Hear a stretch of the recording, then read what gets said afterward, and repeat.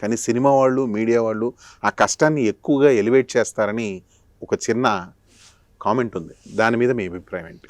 Cinema వాళ్ళు చెయ్యరు. ఎందుకు చెయ్యరంటే వాళ్ళు కష్టాల్లో ఉన్నారని తెలిస్తే అవకాశాలు రావని భయం. ధైర్యంగా ట్రాన్స్పరెంట్గా నేను అప్పుల పాలైపోయాను, లేకపోతే నేను అది ఎప్పుడు సినిమా వాళ్ళ దగ్గర నుంచి మీరు వినరు.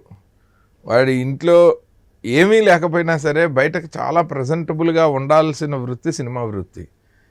కానీ దాన్ని మొత్తం రంధ్రాన్వేషణ చేసి బయట పెట్టేది మీడియా వాళ్ళు. అంటే మళ్ళీ మా మీద పడ్డారు మీరు.